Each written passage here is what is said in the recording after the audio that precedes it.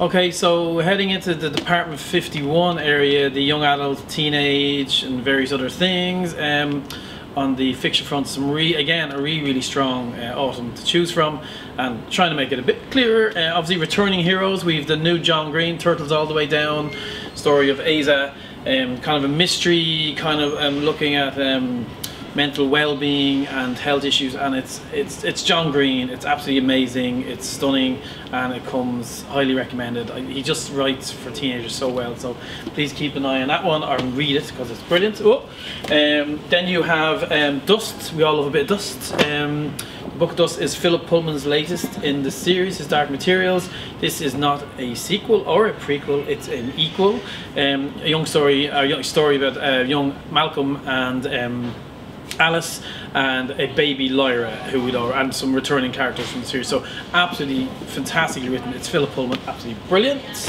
Again, another one that's come back, The Phase. We all remember Phase Gone and Hunger, the series set in The Phase. This is set 4 years after The Phase with some returning characters. So again, Michael Grant, absolutely adore Michael Grant's work, and I'd highly recommend that book. And Terror of Dawn, you know me, I'm slightly obsessed with Sarah J. Maas and her books, especially the Throne of Glass series. This is a slightly off-kilter before the finale next year. This is the story, a backstory of Keel, one of the characters, and absolutely fantastic, and it's a thumper of a book. So that is Sarah J. Maas. Another Sarah who we absolutely adore is Sarah Crossan.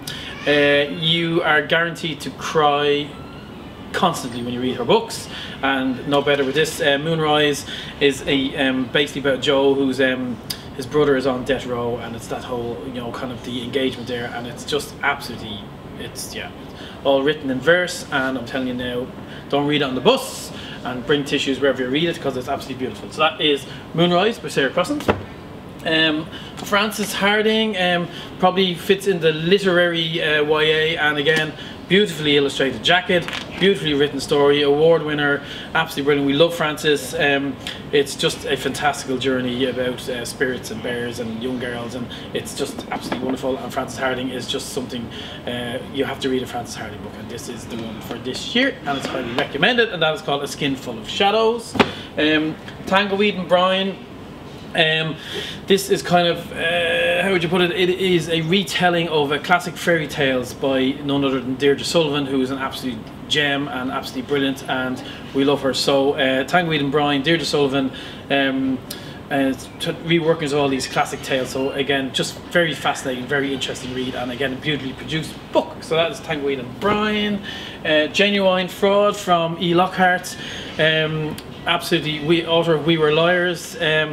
This is basically the talented Mr. Ripley with a female lead, and absolutely amazing stuff. It's just on the edge of your seat trying to figure out, and it's written in a very interesting way, written kind of almost back to front. So Genuine Fraud, we love that.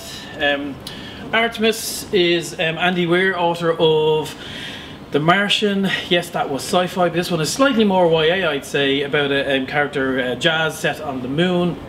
This is our exclusive Dark Side edition. I absolutely rip roaring read, absolutely love this.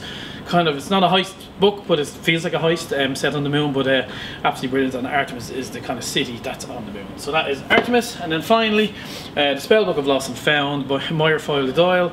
This is a wonderful tale set in Ireland of Olive and Rose, and kind of the slightly witchcraft, or you don't really know what's going on, you're trying to discover. And again, Moira writes brilliantly, and it's set in Ireland, and you gotta love it, and small towns and just stuff that happens that goes bump in the night.